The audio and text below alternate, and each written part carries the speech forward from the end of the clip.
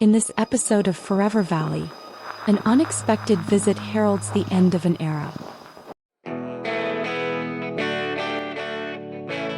Chara and Dave are on borrowed time, so they both make the most of it, enjoying the little moments. Meanwhile, Hilda's presence is something strange to get used to. She's only there temporarily while she carries Franco's child.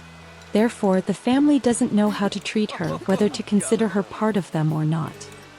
A few days earlier, the woman had mentioned her idea of being involved in their child's life. The man agreed that she could visit and spend time with them, as long as Hilda understood that Franco would be the one raising the child and making the decisions. Moira, for her part, discovered she had an affinity for communicating with plants. They seemed to understand her. She wondered if this was something she'd had in her life before becoming a doll. The mystery of her past continued to haunt her. Leon has been learning to fix and improve appliances and installations.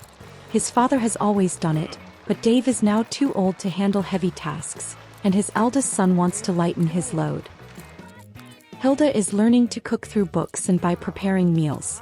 Since she belongs to this household, albeit temporarily, the family has given her permission to open a community lot of her liking.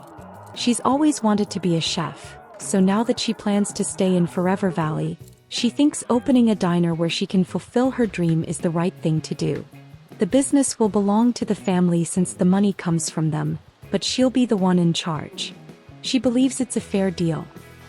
It would seem fitting that the aliens abduct her at the end of her time in Forever Valley, just as they did in the early days. This makes her remember her first moments in the valley. Although the experience is still not pleasant. Or maybe it is?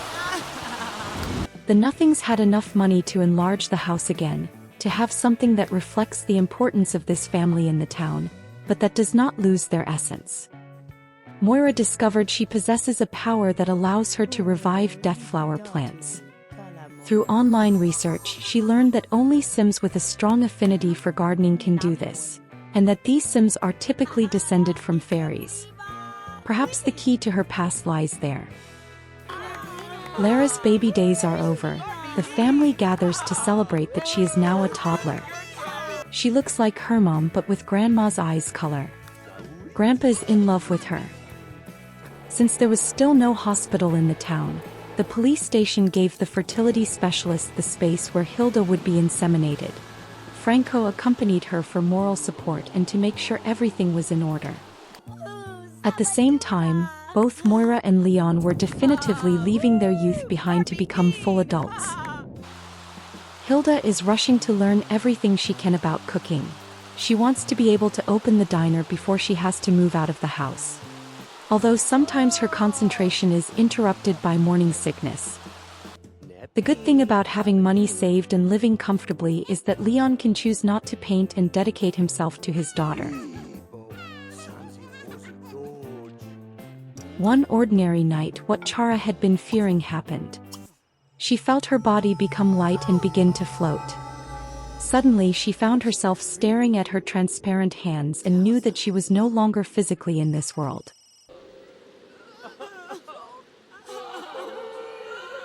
Seeing her family suffer and knowing she would soon have another grandchild, she begged Grimm to let her stay just a little longer.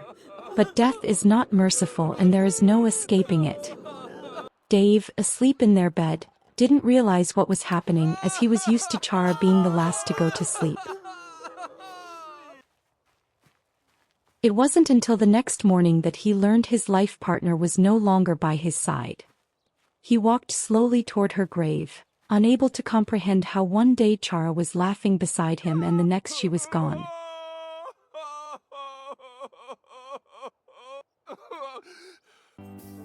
His way of honoring and remembering her was to go straight to the hot tub where they had spent most of their old age together. That would be the last activity he would do in this life. His last thoughts were towards his wife and the relief of knowing that he would soon be with her. That is why he shook his hand when the Grimm appeared instead of refusing to leave. Franco could not understand how he had lost both parents in less than 24 hours, one almost after the other. He watched as the Grimm seemed interested in inspecting their house and followed him to talk to him. He wanted to talk about his parents, but for some strange reason he found himself talking about favorite foods. Franco assumed it was some kind of power of the being, distracting him so it could disappear. In moments like these, what is sought is the comfort of the loved one. Brad tries to distract him with town gossip. Perhaps the proximity of death made Leon and Moira decide to create a new life.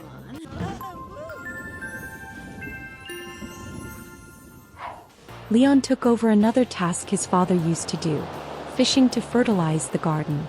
Even though he was an adult, it was only now, with his parents gone, that he realized he had become the one responsible for the family. At the same time that he was fishing, his brother was becoming a father. Hilda went into labor while still studying cooking. A girl named Violet, the name Franco had chosen, but Hilda wasn't happy with it. But she had no say in the matter. The baby was placed in Franco's room and he moved into his parents' old room. This way he could be near her while writing his books. Hilda went back to her cookbooks. Her move was imminent, so she wanted to master her skills before then. Thinking about the move made her sad. She now realized that not raising the daughter she had given birth to was much harder than she had imagined. The only thing she can be grateful for is that Franco had agreed to let her be a part of his life. Witnessing Moira find out about her second pregnancy doesn't help her with her feelings.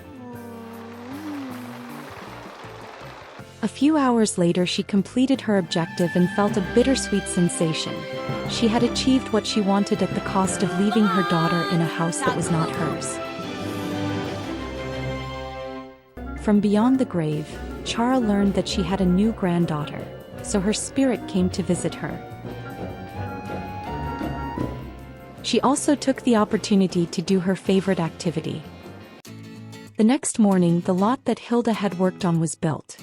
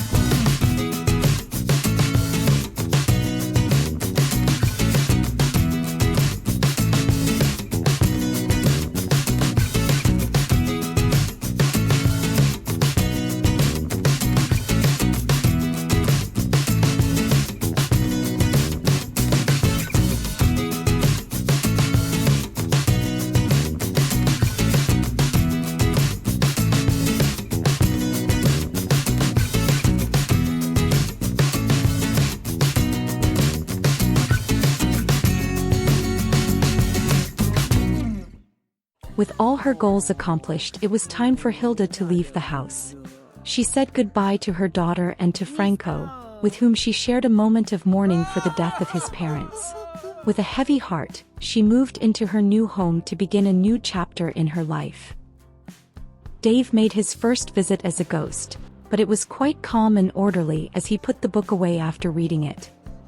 Leon started helping his wife with the garden, as it is very large for one person, especially when she is pregnant. He was very proud of himself. Franco continues to dedicate himself to his writing, now writing about the joy of being a father. Moira was enjoying a well-deserved nap after taking care of 2 children all day when contractions woke her up. She felt the men in the house weren't being considerate of her situation. Franco's panic stopped the moment his boyfriend called, and Leon didn't even bother to ask how she was. Then he went back to her and panicked, but only for a moment, as he was very sleepy and preferred to go to sleep. She had a baby boy whom she named Miles, who was born with the friendly trait and is also a genius like his sister. The 2 of them will be in charge of unlocking the school and the city hall. And with the newest member of the family, we now have 3 Sims in the 3rd generation of the Nothing family. What great things will they bring us? Amelie was always a free spirit. That's why she doesn't scold her children if they want to eat cake for breakfast. Their father insisted they throw a party to celebrate Andre's young adult birthday and Adrian's teen birthday, but Andre wasn't so sure it was a good idea. He preferred celebrating just with the family, but his father is a social butterfly. On top of that, his brother Adrian's best friend kept going on about experiments. She was a strange girl, and if he admitted it, something about her scared him, though he couldn't quite put his finger on it since she seemed so sweet and kind. Adrian preferred to play outside in the rain, as there were too many grown-ups at the birthday party. If this can be called being grown-ups. First it was the youngest's turn. He gained the genius trait. He looks great, if he can say so himself. By the time it was Andre's turn to blow out the candles, only the coolies remained as everyone else had left after eating Adrian's cake. The young man wasn't upset, he preferred it that way. Amelie cannot deny that she has 2 very handsome boys. Having 2 younger siblings and spending a lot of time with them inspired Andre to write children's books. He is now writing a series starring his sister Adeline. After a long time, Amelie returned to her blog, only to realize she had lost all her followers. The good thing about this situation is that it can only get better, right? Now that he is a young adult, it is time for Andre's portrait to join the collection. Adrian believes that what started as a hobby in his childhood can become a job now that he is older. Since fishing isn't tied to any schedule, he's free to choose what to do at any given moment, such as taking care of his little sister. Amelie wasted no time in capturing the moment between 2 of her children. She is so proud of her family. The woman can say with certainty that she is very happy. Alien activity has been very active lately in the city. Its latest victim was Tom, who couldn't believe what was happening.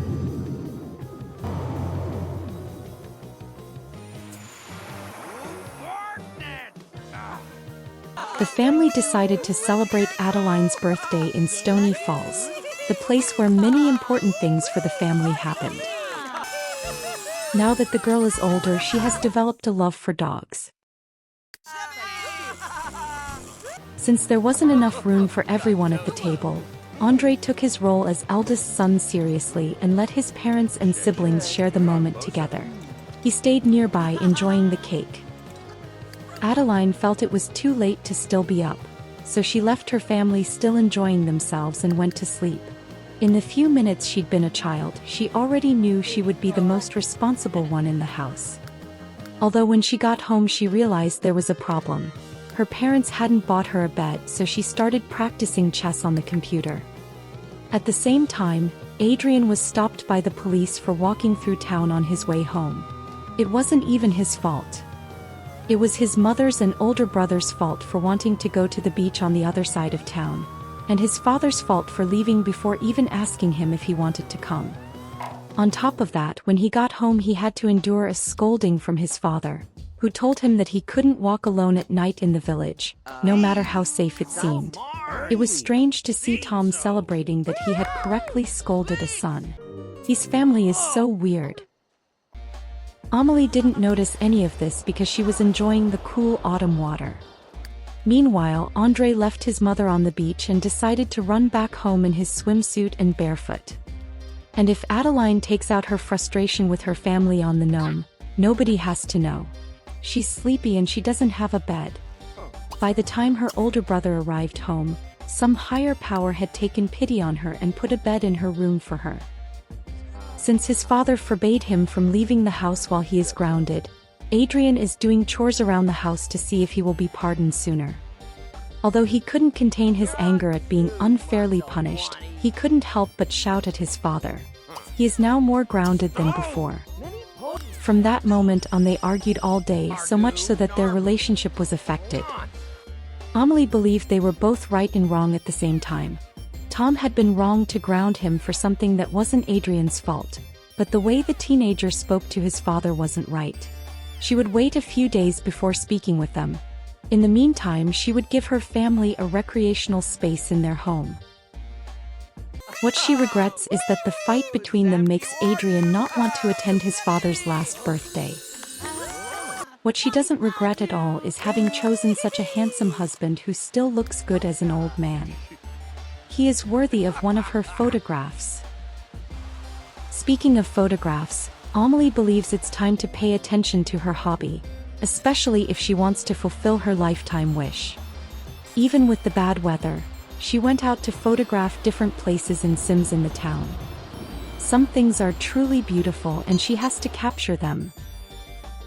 Meanwhile, 2 of her children were enjoying the gazebo that she had given the family as a gift. Amelie went to sleep that night knowing that the next day she would fulfill her lifetime wish. And that's exactly what happened, even though I forgot to record this family's last day. And I end this video with a goodbye to Chara.